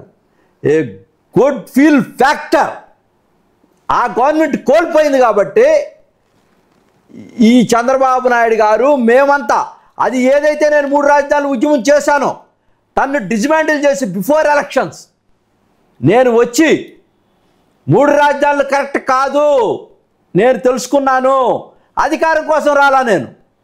అప్పటికి ఎలక్షన్లు కాలా. అంటే వైసీపీ ప్రభుత్వం పడిపోతుందని చెప్పి మీరు టీడీపీకి వెళ్ళారా? ఎస్, నేను అది సంపూర్ణమైనటువంటి పరిపాలన చేయలేదు, ఇచ్చిన హామీలు నెరవేర్చలేదు. 3 రాజధానులు అనేది కేవలం ఒక వర్గాన్ని ఇబ్బంది పెట్టడం కోసం చేసినటువంటి ఉద్యమం అని చెప్పేసి దాంట్లో అనవసరంగా మనం 3.5 సంవత్సరాలు నేను పావుగా ఉన్నాను అని తెలుసుకున్న తర్వాత ప్రజల యొక్క ఆకాంక్ష మేరకు నేను డిస్మాంటిల్ చేశాను. ఆ 3 రాజధానులు డిస్మాంటిల్ చేసి ఇతని రాజకీయ జీవితాన్ని సమాధి కట్టకపోతే రేపు రాబోయేటువంటి రోజుల్లో రాక్షస పాలన, సైతాన్ పాలన మనం చూడాల్సి వస్తుందని చెప్పి దాన్ని మట్టు పెట్టడం కోసం నేను చేసినటువంటి ప్రక్రియలో భాగమే నాకు ఇక్కడ అధికారం వస్తుందో లేదో తెలియదు.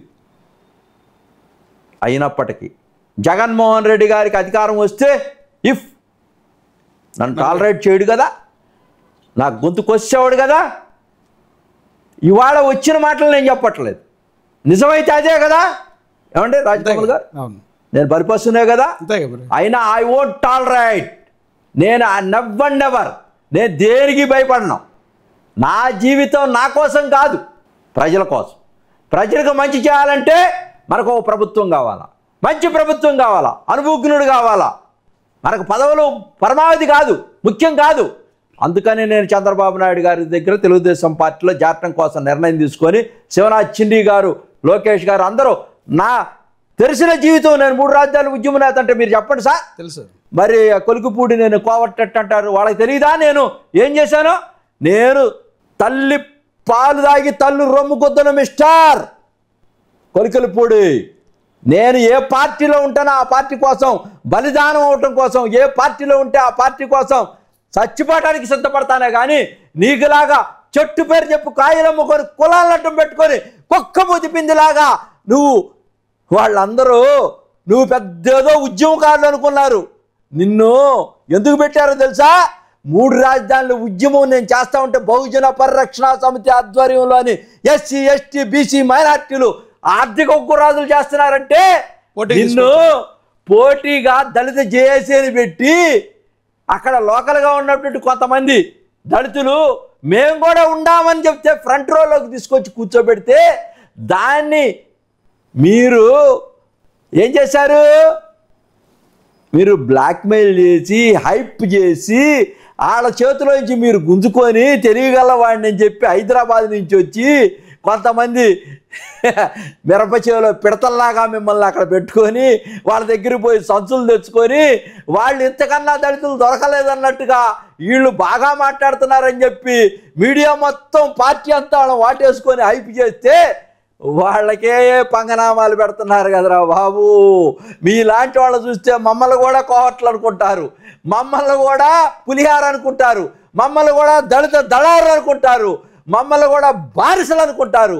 సిగ్గు ఎగ్గు లేకుండా మిమ్మల్ని చూసిన తర్వాత ఈ సమాజం మా లాంటి వ్యక్తుల్ని నాయకులుగా యాక్సెప్ట్ చేస్తుందా అని నేను అడుగుతా ఉన్నాను. రేపు రాబోయేట తరాల్లో అంబేద్కర్ వాదులా మీరు, కాంశీరామ్ వాదులా మీరు? మీరు కేవలం నీకు డబ్బులు లేవు, తినటానికి తిండి లేదు. అంటే కొలుకుపూడి శ్రీనివాస్ గారి హైదరాబాద్లో ఐఏఎస్ అకాడమీ ఉంది, నాకు ప్రొఫెసర్ అని చెప్పారు. గతంలో ఇదే టీడీపీ పార్టీ మరో అంబేద్కర్గా వర్ణించారు కొలుకుపూడి శ్రీనివాస్. సార్ వాళ్ళకి తెలియదు సార్. ఇప్పుడు వాళ్ళకి తెలుసా? మేధావి అన్నారు. మేకవన్నిన పులి అండి, మేకవన్నిన పులి. ఆయన పైకేమో సాధు జంతువులాగా ఉన్నాడు, లోనంతా పులి పంజాయిప్పితే. ఆయన ఒక ఉద్దేశంతో వచ్చాడు ఈ పార్టీలోకి. ఏంటా ఉద్దేశం? ఆయన ఉద్దేశం ఏంటంటే ఏదో ఒక విధంగా ఎమ్మెల్యే అయ్యి 1000 కోట్లు 100 కోట్లు సంపాదించి ఏంది అంటే ఎమ్మెల్యే అయితే 1000-100 కోట్లు సంపాదించాలనే కదా. ఎక్కడో సినిమాల్లో చూశాడు, సాధ్యం అవుద్దాం అనుకున్నాడు. జగన్మోహన్ రెడ్డి గవర్నమెంట్లో ప్రతి ఒక్కరు సంపాదించాడు.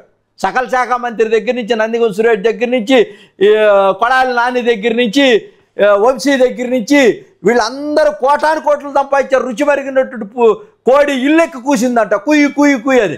అబ్బా రేపు శాసనసభ్యుడు అయిపోతే అసలు మనమే కదా రారాజు అని చెప్పేసి ఎట్టకొట్ట ఒప్పించి మెప్పించి మా నాయకుడు శివనాథ్ చిన్ని గారు బా ఇంతకన్నా గొప్పవాళ్ళు లేడురా అని చెప్పేసి ఇతను వాటేసుకొని అక్కడ ఉన్నటువంటి కార్యకర్తలను పక్కన పెట్టి మంచి మేధావి అని చెప్పి తీసుకొచ్చి ఇతను సూటబుల్గా ఉంటాడని తాటికొండలో వాళ్ళ భారీ ఓటేలా తెలుగుదేశానికి అక్కడికి వెళ్తే తాటికొండలో వెళ్ళి అడగమానండి ఇతని జీవితం గురించి చెప్తారు.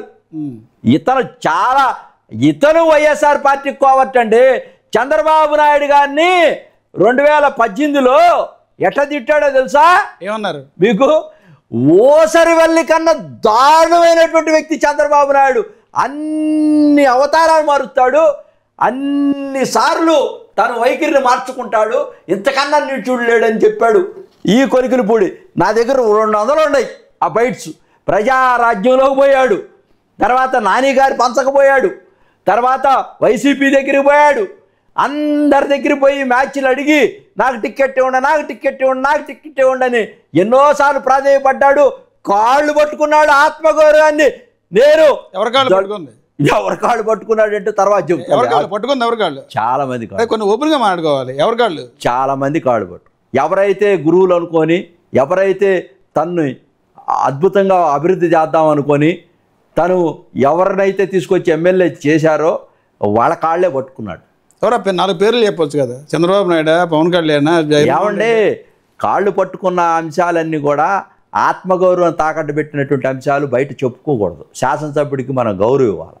ఆయన గౌరవ శాసనసభ్యుడు కదా, అది మనం పబ్లిక్కి చెప్తే వ్యవస్థ దెబ్బతింటుంది. అయితే నేను ప్రత్యక్షంగా చూశాను. చాలా దారుణమైనటువంటి వ్యక్తి. అసలు నవ్ అండ్ నెవర్. ఆయనకి 5 కోట్లు ఎక్కడి నుంచి వచ్చినాయండి? నేను ఎలక్షన్ కమిషన్కి అడుగుతాను, పిటిషన్ పెడతాను. అసలు ఎలక్షన్ కమిషన్లో నీ డిక్లరేషన్ ఇచ్చుంటావుగా, ఈ 5 కోట్లు మెన్షన్ చేసావా? మోహన్ గారికి ఇస్తావా? ఏంటండి నువ్వు చెప్పే పిచ్చి మాటలు? అసలు మోహన్కి ఎందుకు ఇచ్చా? సీట్ కోసం. సీట్ కోసం మోహన్ డిసైడ్ చేస్తాడా సార్? సీటు కోసం 5 కోట్లు అడిగారు. ఒకసారి 1 కోటి ఉందారా, మిగతాది బ్యాంక్ ట్రాన్సాక్షన్ ద్వారా. ఎవరు అడిగారు సార్? మిత్రుల ద్వారా అమౌంట్ ఇచ్చారు. అసలు ఎవరు అడిగారు? ఎవరుతో పంపించాడు? చిన్ని గారు అడిగారు అనేది. చిన్ని గారు ఆయన ఎక్కడ అడిగాడు? చూపించమనండి, రుజువు చూపించమనండి. ముక్కు నేలకేసి నేను వృద్ధి, నేను క్షమాపణ చెబుతాను. ఒకవేళ అడిగి ఉంటే నేను రాజకీయాన్ని విరమించుకుంటాను. అభియోగాలు దొంగ అంటే దొంగ దొంగ దొంగ దొంగ అని మాట్లాడటం కాదు. నువ్వు గురువుకు పంగనామాలు పెడతావు, నువ్వు జగమెరిగిన బ్రాహ్మణుడు జందిమేళ అన్నట్టుగా, నువ్వు దెయ్యాలు వేదాలు వెళ్ళిచ్చినట్టుగా నీ యొక్క భావాజాలం, నీ భాష, నీ బాడీ లాంగ్వేజ్ ఇవన్నీ కూడా ఒక పార్టీ క్రమశిక్షణలో ఉండాలి. ఇది ఉద్యమాలు చేసుకుంటే రోడ్డు మీద ఏదో మాట్లాడితే వ్యాపారిగా కాదు. పార్టీ లైన్ ఉంటుంది, దానికి ఒక క్రమశిక్షణ ఉంటుంది. 5 కోట్ల మంది ప్రజలంతా కూడా దీని మీద హోప్స్ పెట్టుకున్నారు. నీ ఒక్క మనుగడ కోసం, నీ వ్యక్తిగత స్వార్థం కోసం, నీ స్వలాభం కోసం, నీ విలాసవంతమైన జీవితం కోసం ఇంత పార్టీని దెబ్బతీస్తావా?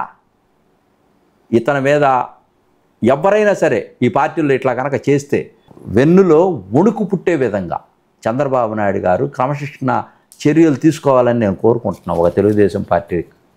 ఈ ఆరోపణలన్నీ పార్టీకి చాలా మైనస్ అవుతుంటారు. ఇది పెద్ద బాంబు అయిపోయి టీడీపీ పార్టీకి సార్ ఒక్కసారిగా ఏదో సీటుకి 5 కోట్లు అడిగారంటే ఒక రిజర్వేషన్ సీట్ అది. అయ్యి అసత్య ఆరోపణ. తిరువురు అనేది అతను వెళ్ళటానికి సిద్ధపడ్డాడు సార్. అతను పార్టీ మారతాడో, కోవర్టులతో చేతులు కడుపుతాడో, ఆల్రెడీ మ్యాచ్ ఫిక్సింగ్ చేసుకొని వచ్చాడు. అతను ఈజ్ రెడీ. అన్నీ తెగిచ్చే ఫైనల్గా వచ్చాడు. పార్టీ లైన్ దాటేసి, క్రమశిక్షణ దాటేసి ఎంపీ గారి మీద దాడి చేయటం, ఎంపీ గారి మీద ఏదో ప్రగతి ఫ్రీ లాంచ్ చేశారు, 400 ఉద్యోగాలు ఇప్పించారు, ఆ జీతాలు ఏమైనాయి, అట్లాంటిక్లో జాబులు అట్లాంటిక్ పెట్టారు, ఇంకొక ఎమ్మెల్యే ఉన్నాడు, ఇంకొక ఆయన ఉన్నాడు, ప్యాకాట్ ఆడిస్తారంట దుబాయ్లో, ఢిల్లీలో. అసలు మొత్తం చేసేది ఎవరో తెలుసా? నేను వెళ్ళా తిరువురు, మీ అందరికి కూడా తెలుసు. ఇతను నన్ను పిలిచి మన ఇద్దరం కలిసి తిరుగుదాం ఎంఎస్ఎంఈ దీంట్లో అని చెప్పి ఎంపీ గారు పంపిస్తే వెళ్ళా. ఏమండి, ఎంపీ గారికి ప్రమేయం లేకుండా, ఎంపీ గారికి ప్రమేయం ఉండకూడదు, మన ఇద్దరం కలిసి తిరుగుదాం బ్రదర్ అని నాకు గేలం వేశాడు. నేను ఎంపీ గారు చెప్పిన ఆదేశాలే నేను చిరసావిస్తా, కిట్టు అనేటువంటి వ్యక్తి ప్రెస్లోకి రావాలా అని నేను వెళ్ళిపోతానన్నాడు. నువ్వు వెళ్ళిపోతే వెళ్ళిపో అన్న. వాళ్ళింటోనే ప్రెస్ మీట్. కానీ కిట్టుని పిలిపించాను, కూర్చోబెట్టాం, ప్రెస్ మీట్ చేసాం. వెళ్దామన్నా అని మాయమైపోయి వెళ్ళిపోయాడు. నేను 20 వార్డులో తిరిగా. కరువు పెడతా ఉన్నారు. మనం మంచివాళ్ళం అయితే వేరే వాళ్ళని ఎందుకు చూసుకుంటారు? అక్కడి నుంచి తండాలుగా వస్తున్నారు. ఏ నియోజకవర్గం నుంచి రావట్లేదుగా, నువ్వు సంతృప్తికర స్థాయిలో అక్కడ పని చేయట్లేదు అనేది సింపుల్. నాకు అక్కడ కరువు పెట్టారు. ఇన్ని అప్లికేషన్లు వచ్చినాయి, ఎన్ని సమస్యలు, ఊరంతా సమస్యలే. అసలు నువ్వేం చేస్తున్నా? ఏం చేయట్లా. బార్డర్లో ఇసుకని ఎక్స్పోర్ట్ చేస్తున్నాడు బ్రహ్మాండంగా ఎమ్మెల్యే గారు. చక్కగా ప్యాకాట ఆడతాడు, హనీ ట్రాపులు చేస్తాడు. అసలు చీర కడితే చాలు, ఇంకా అసలు ఏమి లే. ఆధారాలు ఉన్నాయి ఇట్లా ఇంటికి మీరు చెప్పినట్లకి అన్నీ ఉన్నాయండి. అన్ని ట్రోల్ అయినాయి. ఇప్పుడేంది, సంవత్సరాల నుంచి ట్రోల్ అవుతున్నాయి. అసలు నేను మన ట్రైబల్ మీటింగ్కి వెళ్తే జీకొండూరులో అతను పదజాలం ఏంటో తెలుసా? చెప్పులతో కొడతాను, చాటలతో కొడతాను, దొంగ నా కొడుకులు అంటాడు, అంటే నేను అనకూడదు, సారీ, బూత్ మాటలు మాట్లాడుతున్నాడు వేదిక మీదే. అక్కడ వచ్చినటువంటి ఆడవాళ్ళందరినీ, మహిళల్ని సెటైర్లు వేస్తున్నాడు. నాకు అప్పుడే అనిపించింది, నేను ప్రత్యక్షంగా చూశాను, సెటైర్లు వేస్తున్నాడు. అధికారుల దగ్గర నుంచి కింద స్థాయి మహిళలు ఎవరైతే ఉన్నారో అందరి మీద సెటైర్లు వేస్తున్నాడు, చలోక్తులు విసురుతున్నాడు. అసలు ఇంత దౌర్భాగ్యమైనటువంటి ఎమ్మెల్యే నా 42 సంవత్సరాల్లో నేను ఎక్కడ చూడాల. ఇంత character, credibility, commitment, concerns, transparency, organizing capacity ఇవి అసలు అతని దగ్గర లేవు. ఏమి లేకుండా ఎలా ఇచ్చారు? ఆయనకి పులిహార కలపడం రాలేదు సార్. రాజకీయ పులిహార ఇది అప్పడం, రాజకీయ పులిహార. రాజకీయం వేరు సార్, అచ్చలు ఉండవు, అన్ని ఆత్మహత్యలే. అసలు నీకు రాజకీయంలో పులిహార కలపడం రావాలా? ఒక పార్టీ లైన్ ఉంటుంది సార్. కేశినేని శివనాథ్ చిన్ని గారు ఒక పెద్ద మనిషి, ఒక ఎంపీ. ఆయన బీటెక్ చేశాడు, మంచి నిష్ణాతుడు, పారిశ్రామికవేత్త, మంచి క్యారెక్టర్ ఉండేవాడు. నువ్వు ఎట్టుండాలా? లాయల్గా ఉండాలా. చెబుతున్నావు, పిర్రగిల్లు జాలబాడుతున్నావు నువ్వు మిస్టర్ శ్రీనివాస్ గారు. నేను ఆయనకు లాయలు, నేను ఆయన ఇచ్చిన టికెట్ నేను గెలిచానని. ఇదేంది ఇది? దెయ్యాలు వేదాలు వాళ్ళు ఇచ్చినట్టుగా. నిజంగా ఈ 5 కోట్లు ఏం చెప్తారు?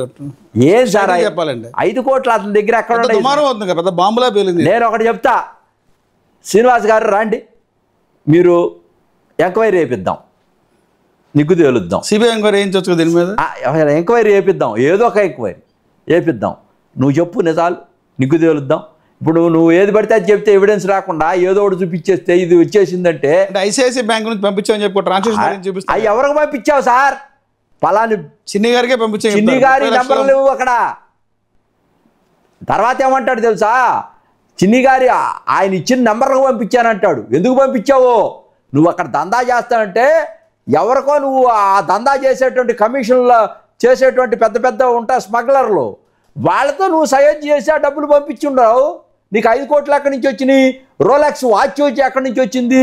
నువ్వు వేసుకున్న 30,30,000 రూపాయలు సొక్క ఎక్కడి నుంచి వచ్చింది? 30,000 రోజు వేసేది. నీకు ఫార్చునర్ కార్ ఎక్కడి నుంచి వచ్చింది? నువ్వు వేసే విలాసాల జీవితాలు ఎక్కడి?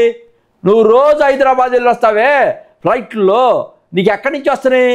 ఒక ఎమ్మెల్యే జీతం సరిపోద్దా? ఏమండి, నీ విలాసవంతమైన జీవితం నువ్వు ఎట్లా జీవిస్తున్నావు?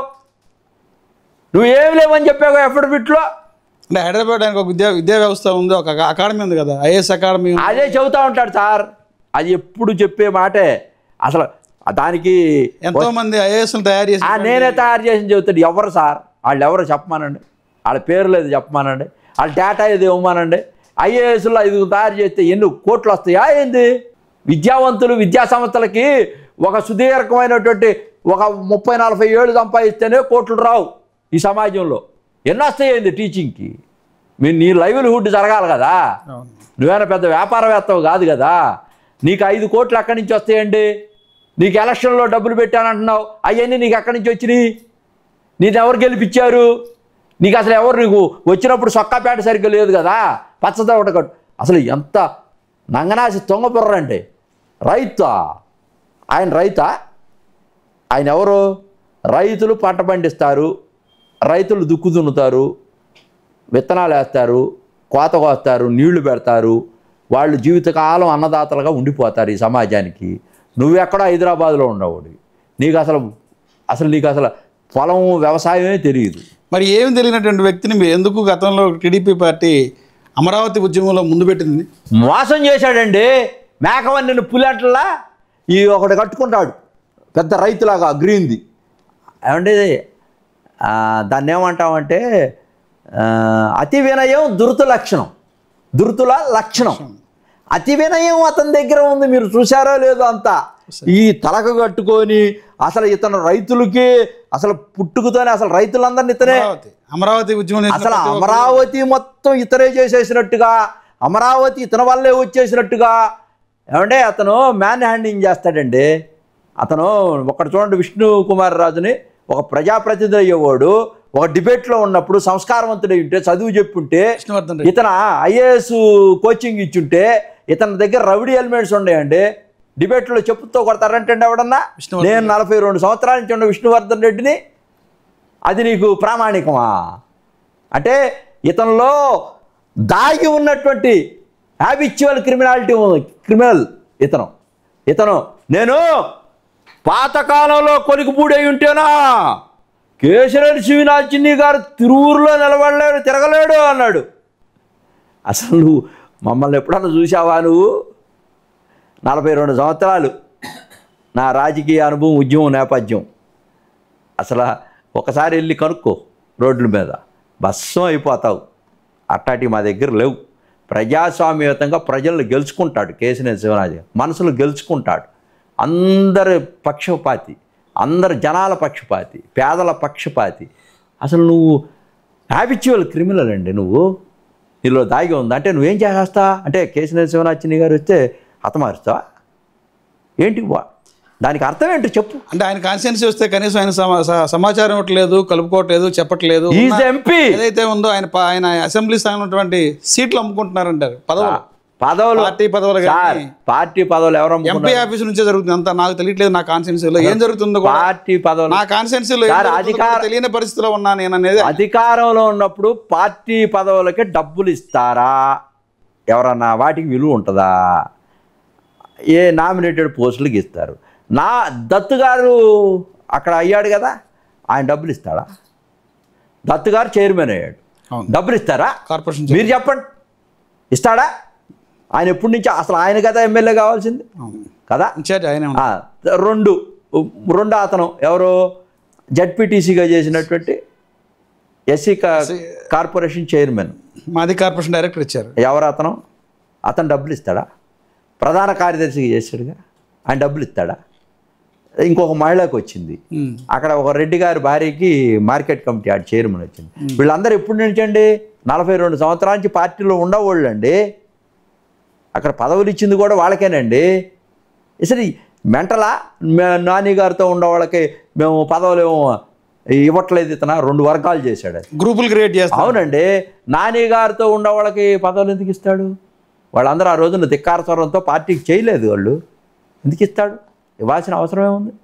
తనకు ఎవరైతే పనిచేశారో, పార్టీ కోసం ఎవరైతే కష్టపడి ఉండారో వాళ్ళకే చేస్తాడు. దాంట్లో తప్పే ఉంది? నువ్వు కావాలని అభియోగాలు చేస్తా. అసలు నువ్వు చేసింది 2 గ్రూపులు. పార్టీ ప్రక్షాళన 20 సంవత్సరాల నుంచి అంట అక్కడ మొక్క మొలవలేదంట. రాష్ట్రం మొత్తం ఉప్పెల్లాగా వైఎస్ఆర్ పార్టీ కొట్టుకుపోయింది. ఆ గాలిలో ఈ కొమ్మ రెమ్మ అసలు అడ్రస్ లేని తీసుకొచ్చి నిల్చోబెట్టినా కూడా 50,000 మెజార్టీ వస్తుంది నీకన్నా కూడా. నువ్వేదో పెద్ద నేను సైకిల్ ఎక్కాను, అది ఎక్కాను, డాన్సులు ఆడాను, డ్రామాలు వేసాను, ఊదర కొట్టాను, డబ్బాచారాలు కొట్టాను, ఆగమాగం చేశాను అనుకుంటున్నావు. నువ్వేదో నేను వచ్చానుగా, గురునాథం అన్నావుగా మొన్న, సీఎం గారి పక్కనే కూర్చుంటున్నాడు, ఉద్యమం చేశాడు, ఆయన కోవట్టు, ఆయనకి పదవి ఇవ్వడం కోసం, కార్పొరేషన్ చైర్మన్ పదవి ఇవ్వడం కోసం ఇప్పటికీ ప్రయత్నం చేస్తున్నాడంటే నేను కూర్చోకపోతే నువ్వు కూర్చుంటావా? పార్టీ కోసం నిబద్ధతతో పనిచేస్తున్నట్టు కార్యకర్తను నేను, నాయకుడిని నేను కూర్చుంటాను. కూర్చుంటానికి అర్హత నాకుంది. నేను పార్టీ నీకులాగా తల్లి పాలు దాగి నేనేం లబ్ధి పొందరా. నేను పార్టీ కోసం నా డబ్బులు ఖర్చు పెట్టుకొని నేను డబ్బులు తీసుకోకుండా ఇక్కడ కానీ లోకేష్ గారికి కానీ మంగళగిరిలో కానీ రాష్ట్ర వ్యాప్తంగా నేను తిరిగి 3 రాజధానుల వల్ల నష్టం జరుగుద్దని చెప్పి డిస్మాండిల్ చేసి అధికారం కోసం తిరిగాను. నా సొంత డబ్బులు ఖర్చు పెట్టుకొని పచ్చి మంత్రులు కూడా నేను తాగలేదు. నువ్వు కోటాను కోట్ల రూపాయలు తెలుగుదేశం పార్టీ ఎవరైతే డొనేషన్లు ఇచ్చి తీసుకొని నువ్వు టిక్కెట్ పొంది అపాత్రదానం చేశారు నిజంగా తెలుగుదేశం పార్టీ. అసలు నువ్వు జీవితకాలం కదా, నీ జన్మ ఉన్నంతకాలం నువ్వు నీ యొక్క చర్మాన్ని చెప్పులుగా చేసి కుట్టించి ఇచ్చినా కూడా నీకు రుణం తీరదు. ఎవరికండి? ఎవరికైనా సరే పార్టీ కోసం లైన్ తప్పకుండా ఉండాలా. అది నేను ఎగ్జాంపుల్ చెప్తున్నాను. అంతటి స్థాయిలో కూడా క్రమశిక్షణ తప్పకుండా పార్టీ ఇచ్చింది కాబట్టి పార్టీలో కొంత క్రమశిక్షణ ఉంటుంది. నేను ప్రజాసేవ చేయట్లేదు, నేనేం చేయట్లేదు, ఇక్కడే ఉండటం ఎందుకు, అది ఇది ఆత్మగౌరవం కాళ్ళు పట్టుకునేటప్పుడు లేదా మిస్టర్ శ్రీనివాస్ గారు? నేను అడుగుతున్నా, నేను బహుజనవాదిగా అడుగుతున్నా. ఇది కులానికి పోద్దాం అనుకుంటున్నావా? క్యాస్ట్ కార్డు తెద్దాం అనుకుంటున్నావా? అంటే ఈ వివాదంలో క్యాస్ట్ ఈక్వేషన్ బయటకు వస్తున్నాయి కదా, దళితులను నగదొక్కుతున్నారు, దళితులు ఉంటే ఎలాగే ఉంటుందా అనేది ఒక వర్గం ప్రస్తావిస్తుంది. అసలు ఒక్కళ్ళు కూడా అలా, ఒక్కళ్ళు కూడా ఈ రోజుకి ఇన్ని సంఘాలున్నా కూడా కొలికిడిపూడి శ్రీనివాసరావుది కరెక్టు అని ఒక్కళ్ళల్లా. నాకు తెలిసి. కాన్స్టిట్యున్సీలో పెడుతున్నారు, ప్రెస్ మీట్లు పెడుతున్నారు కాన్స్టిట్యున్సీలో. ప్రెస్ మీట్లు వాళ్ళకి అనుకూలంగా కాదు, ఆయనకి వ్యతిరేకంగా పెడుతున్నారు. రాష్ట్రం అంతా పెడుతున్నారు, అన్ని చోట్ల పెడుతున్నారు. అతనికి ఏమి లేదు. చివరికి ఏమవుతుంది ఎపిసోడ్ మొత్తం టోటల్గా? చివరికి పార్టీ అంతిమం. పార్టీ చూడండి, చిన్ని గారు ప్రెస్ మీట్ పెట్టద్దన్నారు హైకమాండ్, పెట్టలేదు. అది నిబద్ధత అంటే. శివనాథ్ చిన్ని గారు ఒకటే చెప్పారు, హైకమాండ్ ఏ నిర్ణయం తీసుకున్నా నేను బద్దుడై ఉంటాను, హైకమాండ్ నిర్ణయానికి నేను కట్టుబడి ఉంటాను. నేను ఎప్పుడూ అటువంటి వ్యక్తిని కాదు.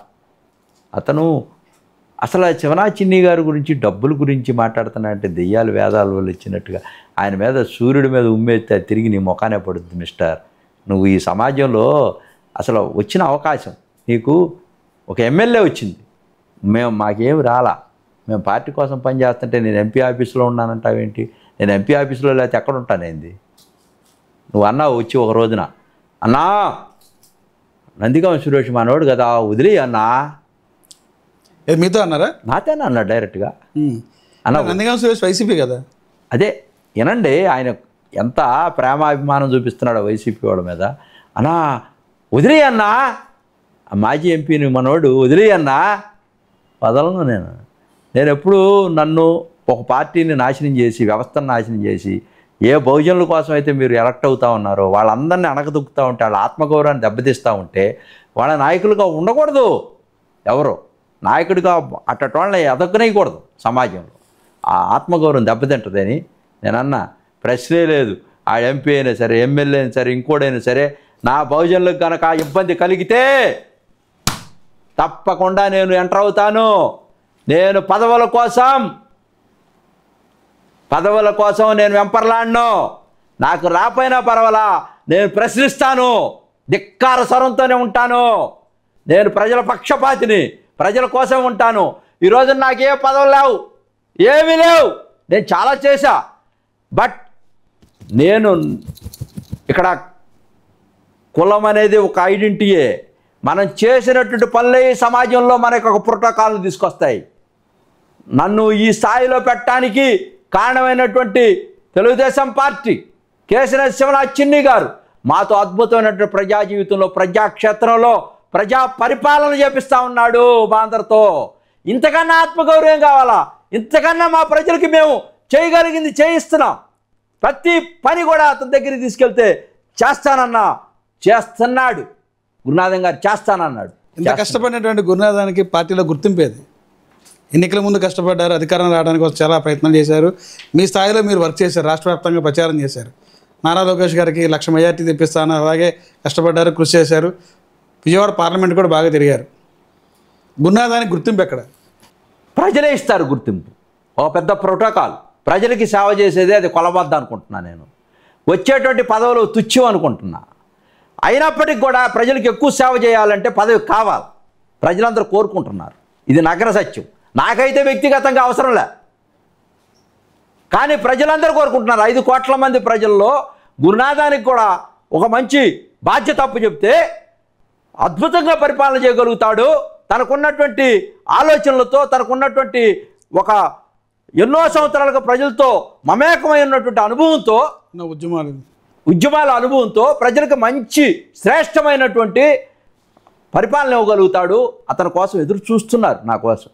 అయినప్పటికీ కూడా ఒక పార్టీ, దానికి ఒక లైను, దానికి ఒక సిద్ధాంతం నాకు ఇవ్వటం కోసం ఎలక్షన్స్ ముందు లోకేష్ గారు, తర్వాత బాబు గారు, కేసీఆర్ శివనాథ్ చిన్ని గారు మా గాడ్ ఫాదర్, వారు పూర్తిగా మనల్ని ఏదో ఒక విధంగా చెయ్యాలా, ప్రజల్లో ఇచ్చిన మాట నిలబెట్టుకునేటువంటి తత్వమే. కానీ కొన్ని రాజకీయ పరిణామ క్రమంలో కొంతమంది సైతాన్ సైన్యం, మన చెప్పాడు కదా, ఆయనకి చైర్మన్గా వస్తూ ఉంటే అన్ని విషయాలు నేను ఎప్పటికప్పుడు జారేస్తున్నాను కోవర్ట్గా ఉండి అంటే, ఇటువంటి కోవర్టులు చాలామంది నాకు పదవి రాకుండా చేయడం కోసం పనిచేస్తున్నటువంటి వైసీపీలో ఉన్నటువంటి మన జాతుల వాళ్ళు చాలామంది ఆయనతో ఫోన్లు చేసి గురునాథానికి ఎట్టొకట్ట పదవి రాకుండా చెయ్యి అడ్డుపడు, కనీసం అదన్నా చెయ్యి, వాడికి పదవి వస్తే మన యొక్క బతుకులన్నీ కూడా రోడ్డు మీద పెడతాడు, బండారం అంతా బయటికి తీస్తాడు, మనల్ని అందరినీ కూడా దళిత దళాలను మొత్తం లేకుండా చేస్తాడు, అసలు గురునాథాన్ని ఎక్కనేకుండా చేయంటే అటువంటి వ్యక్తి కూడా మన కలిపాడు కదా పులిహార. సాక్షాత్తు ఏబిఎన్ స్క్రీన్ మీదే చెప్పాడు కదా నా గురించి. సో ఇట్లాంటి వాళ్ళందరూ నన్ను ఎన్నుపోటు పుడుతూనే ఉన్నారు. అయినప్పటికీ కూడా త్వరలోనే చిన్ని గారు కానీ పార్టీ కానీ అధిష్టానం కానీ నా యొక్క సేవలను వినియోగించుకోవటం కోసం ఏ విధమైనటువంటి బాధ్యతలు ఇస్తే ఆ బాధ్యతలు తీసుకొని తెలుగుదేశం పార్టీ క్రమశిక్షణతో తెలుగుదేశం పార్టీ సంతృప్తికర స్థాయిల్లో తెలుగుదేశం పార్టీకి బద్దుండయి ఉండి ముందుకెళ్తానని కూడా ఈ సందర్భంగా తెలియజేస్తూ ఇద్దరి మధ్య వచ్చినటువంటి వివాదాన్ని అంతిమంగా పార్టీ ప్రయోజనాల కోసం ఈ రాష్ట్రంలో పార్టీని నాశనం చేయటం కోసం చేసేటువంటి ఆ విధమైన విషపూరితమైనటువంటి వ్యాఖ్యానాలను కూడా వెనక్కి తీసుకొని చంద్రబాబు నాయుడు గారి దగ్గరికి వెళ్ళి జరిగిన దానికి పశ్చాత్తాపడుతూ వారి మీద చర్యలు ఏదైతే తీసుకుంటారో దానికి మేము పూర్తిగా సపోర్ట్ చేస్తా ఉన్నాం. 7 నియోజకవర్గాల్లో ప్రజలందరూ కూడా ఎదురు చూస్తున్నారు, కార్యకర్తలు ఎదురు చూస్తున్నారు, నాయకులందరూ ఎదురు చూస్తున్నారు. ఎందుకంటే పార్టీ తల్లి లాంటిది, కన్న తల్లి లాంటిది. దానికి ఎన్నుపోటు పడదు. కట్టప్ప ఇతను బాహుబలిలో కట్టప్ప. అతని ప్రయోజనాలు ఏంటంటే ఈ బయటికి పంపించేస్తే ఆ క్యాస్ట్ కార్డు తీసి నేను రాష్ట్రానికి పెద్ద నాయకుడిని అయినట్టుగా ఉండి ముసలి కన్నీరు గార్చి వీళ్ళందరూ కలిసి నన్ను ఇట్ట చేశారు అట్ట చేశారని చెప్పుకోవటం కోసం ఏదో ప్రయత్నాలు చేస్తున్నాడు వాళ్ళందరితో చేతులు కలిపి. అయినప్పటికి కూడా మేము పెద్ద మనసుతో పార్టీ క్షమించి ఇప్పటికి సంవత్సరం నుంచి చెప్తా ఉంది. ఎందుకంటే మన బిడ్డ బయటికి పంపించకూడదు, అడ్డదారు దొక్కచ్చు. అసలు ఇంకొకటి ఏంటంటే నేను ఫైనల్గా చెప్పేది, అసలు తెలుగుదేశం పార్టీకి శిక్షణా తరగతులు పెట్టేవాళ్ళు చంద్రబాబు నాయుడు. సీనియర్లు అందరికీ తెలుసు తెలుగుదేశం పార్టీలో, మాలాంటి వాళ్ళందరికీ. మేము 82 నుంచి ఉన్నాం. కానీ కొత్తగా చాలామంది వచ్చారు కదా, వీళ్ళకి క్రమశిక్షణ తెలియదు. ఆ క్లాసులు వీళ్ళకి పెట్టాలి. అసలు తెలుగుదేశం పార్టీ శిక్షణా తరగతులు వీళ్ళ కోసం, కొత్త వాళ్ళ కోసం, ఎమ్మెల్యేల కోసం, ఎంపీల కోసం వీళ్ళకి పెట్టి తరగతుల్లో కూర్చోబెట్టి వాళ్ళకి నింపి ఎట్లా చేయాలి, ఎట్లా ఉండాలని చెప్పగలిగితే బాగుంటుంది అనేది నా యొక్క ఉద్దేశం. మళ్ళా దాన్ని పునరుద్ధరించి చంద్రబాబు నాయుడు గారు కనుక వీళ్ళందరూ క్లాసులు తీసుకుంటే చక్కగా పనిచేస్తారు. అసలు ఆ తెలుగుదేశం పార్టీలో అవినీతి అనేది ఎక్కడ జరగట్లేదండి. ఇతనే పేకాటలాడించడం కానీ, ఆ తిరువురు మొత్తం జనమంతా కూడా పాపం పేదరికంలో ఉన్నారు. బిలో అండర్ పావర్టీలలో ఎస్సీ ఎస్టీలు మొత్తం పేదరికంలో ఉన్నారు. వాళ్ళని ఎక్స్ప్లాయిట్ చేస్తే వాళ్ళకున్న బలహీనతలను అక్కడ చదువు లేకుండా ఒక ఎడారిలాగా తయారు చేస్తున్నాడు ఇతను. అక్కడ వాళ్ళందరినీ కూడా పోలీసుల దగ్గర నుంచి ఆఫీసర్ల దగ్గర నుంచి అందరినీ భయపెడుతున్నాడండి. అందరి దగ్గర ఏదో ఒకటి తీసుకోవాలని భయపెడుతున్నాడు. డబ్బులు సంపాదించడమే పరమాధిగా ఉన్నాడు. అసలు ఇంత నీచమని నేను 42 సంవత్సరాలు ఎక్కడ చూడలేదండి. అసలు అతను ఆ టీవీలో ఎక్కి మాట్లాడటం అంటే అసలు క్రమశిక్షణ ఎక్కడ పార్టీ లైన్ ఉంటుంది, లైన్ తప్పివేసాడు కదా. ఇక్కడ ఇంటర్నల్గా అనేక ఉంటుంటాయండి. డబ్బులు అనేది, ఇవన్నీ వ్యవహారాలు అనేది, సమాజం అనేది ఇవన్నీ ఉంటాయి. అవన్నీ జనం ఎవరు పట్టించుకోవట్లేదండి. నవానా డేసు అది కాదు. శ్రేష్టమైనటువంటి పరిపాలన అందిస్తున్నారా లేదా, సంతృప్తికర స్థాయిలో మనకి సర్వీస్ చేస్తున్నారా లేదా, సమాజం పట్ల గౌరవంగా ఉంటున్నారా లేదా, character, credibility, commitment, concerns, transparency, organizing capacity ఉందా లేదా. మా మీద బురద జల్లుతూనే ఉంటారు ఇక్కడ సైతాన్ సైన్యం. ఎన్నోసార్లు చాలామంది ఉన్నారు, రౌడీలు, వీధి రౌడీలు, వాళ్ళు వీళ్ళు. అసలు చిన్ని గారు వచ్చిన దగ్గర నుంచి అబ్బా ఎన్ని ఎదుర్కొని ప్రజా జీవితంలో ముందుకెళ్తున్నాడో తెలుసా. మేంత బురద జల్లినా కూడా మేము కడుక్కోవడానికి సిద్ధంగా ఉన్నాం. ఇది ఈరోజు ఎన్నికల్లో ఏదైతే ఉందో, ఎన్నికల ముందు ఇచ్చిన ప్రత్యేక హామీని అమలు చేస్తుంటే రాష్ట్రం అభివృద్ధి చేస్తున్నారు. తండ్రికి తగ్గ తనయుడిలాగా నారా లోకేష్ గారు పెట్టుబడులు తీసుకోవడం కానీ, కంపెనీలు తీసుకోవడంలో చాలా ముందుగా ఉన్నారు. రాష్ట్రానికి గూగుల్ డేటా సంబంధించినటువంటి కంపెనీ తీసుకురావడం ఇతర రాష్ట్రాలు కూడా అసూయపడేలాగా డెవలప్ చేస్తున్నారు. కానీ ఏదైతే ఉందో కొలికిపూడి శ్రీనివాస్ గారి ఆరోపించినటువంటి ఆరోపణ కూడా ఇదంతా ఒక బూమరాంగ్ అనేది అవాస్తవం. ఏదైతే పార్టీ నిన్ను గుర్తించి నిన్ను ఒక ఎమ్మెల్యే చేసిన తర్వాత ఒక పార్టీకి లైన్ అనేది ఉంటుంది, లైన్ దాటి మాట్లాడడం అనేది సరైనది కాదు. ఈ కొలికిపూడి వివాదం అనేది త్వరలోనే పార్టీ అధ్యక్షులు నారా చంద్రబాబు నాయుడు గారు త్వరలో దీన్ని పరిష్కరిస్తారని చెప్తున్నారు. కష్టపడినటువంటి గురునాథన్ గారు కూడా త్వరలోనే పార్టీ అవకాశం ఇస్తుందని చెప్పి కూడా ఎస్పీ మీడియా కోరుకుంటుంది. ఇది ఈ రోజున గురునాథన్ గారితో ముఖాముఖి కార్యక్రమం. నమస్తే సార్. నమస్కారం అండి రాజ్ కుమార్. Thank you.